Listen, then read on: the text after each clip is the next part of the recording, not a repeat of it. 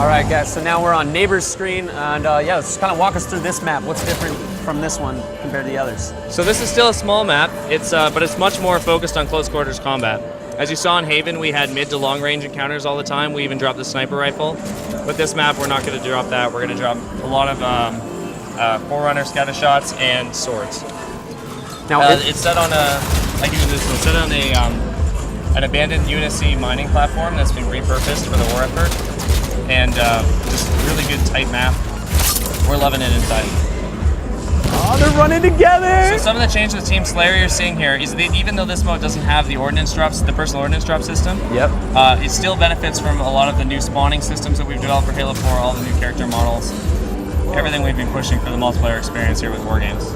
Is there a distance or proximity to where you see these weapons and drops? So for example, I saw those frag nades were about 28 meters away from Neighbor. Does that go indefinitely across the entire map, or is it a certain range that we're going to be able to see where weapons are at? In this mode, they're carefully tuned by map. And the other important thing is that when a rocket launcher enters the battlefield in this map, everyone's going to see that ping, and that one will show up no matter how far away it is from you. So everyone gets a chance to go for the big guns. Now, are the drops predictable? Are they always in the same location, or is it spread out? It's kind of tricky. The initial ones, as we discussed, those ones are very predictable. They're always the same. They're getting every match. Yep. The power weapons will drop on sort of a rotation. Okay. But it's randomized. That rotation is randomized per map. So the random is a bit tricky because that doesn't mean that you're going to get like 3 rocket launchers in a row, or it doesn't mean you're going to end up getting sniper rifles on a very small map or swords on a big one. We've still taken a lot of care on what weapons we're putting where and how they're being brought into the battlefield by the Infinity. Okay. Can we talk about the spawn system? Yeah, absolutely. So players can spawn quite a bit faster. We found it's increased the pace of the gameplay. This is still tunable completely in the custom game options menu. But in this mode we're playing right now, I believe it has a 1 second spawn timer and they can force the respawn on X. Okay, and how in depth did you guys go with the customization features and stuff like that? How much are we going to be able to tweak to the game, like settings and stuff, when it comes out?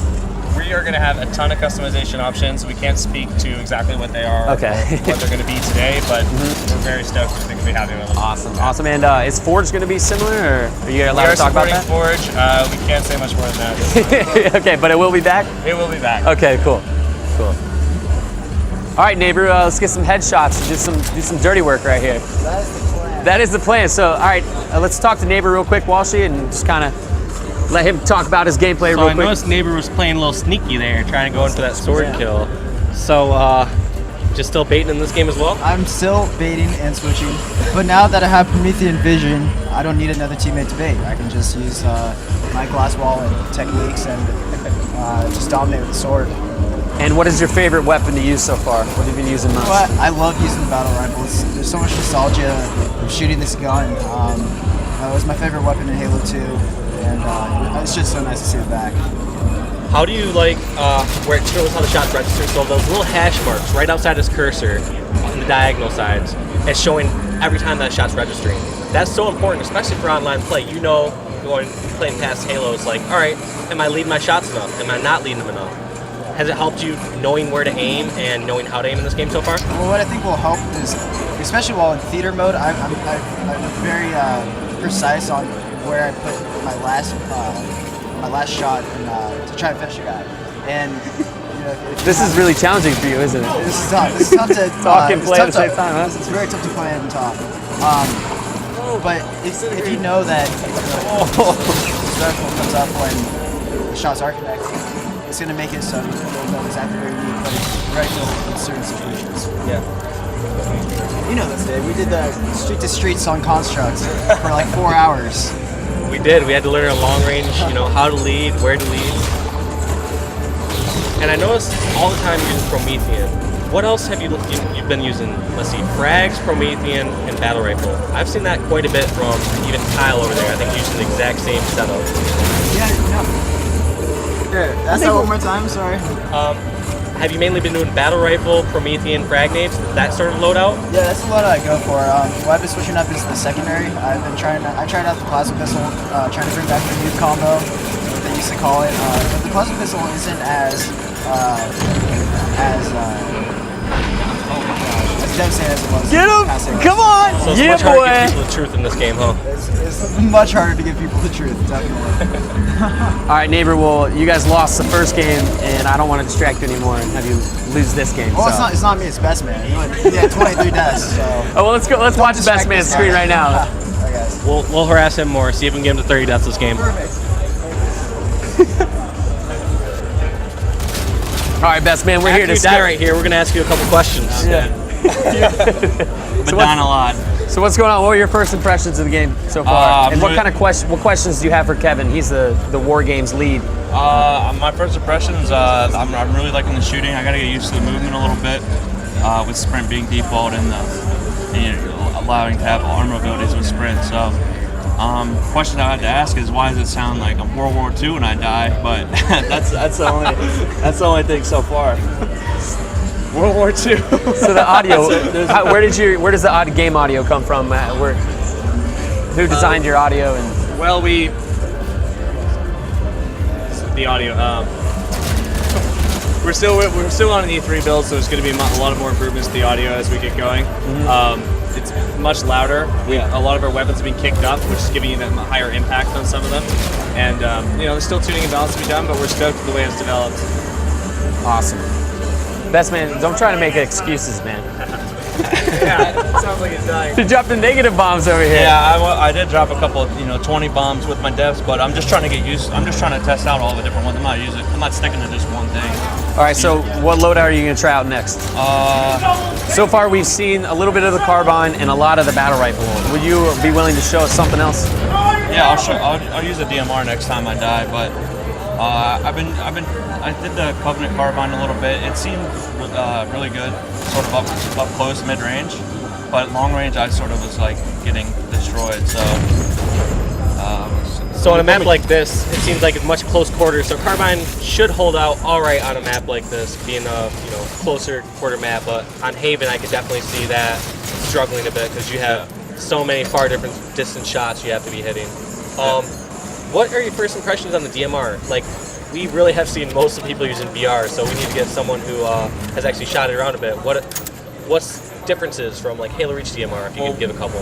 When you scope in with the DMR, it's sort of like there's like two big circles. I don't know what the technical term would be, but it's a completely different scope and it shoots completely different from the Halo Reach DMR, which is the Bloom. And there's Bloom in this, but it doesn't. Oh yeah, I gotta switch. I keep switching.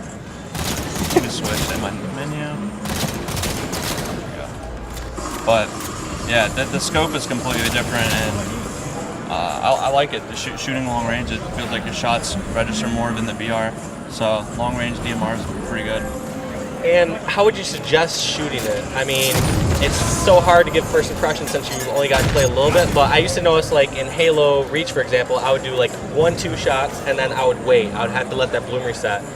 Do you have to wait that much longer, or what sort of factors is Blue playing this so far that you've noticed? I'm sort of just spamming it, just trying to get used to it. So right now I'm just up close. Nice. Dive pretty fast, so. Rockets are back. Let's get those big boys. Rockets are a lot different as well. Oh! All right, how are rockets different? This is our first time getting to see rockets.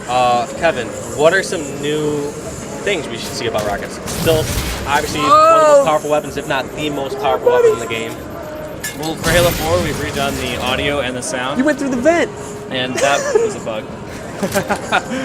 But yes, no, we've redone the actual model of the rockets and the sound.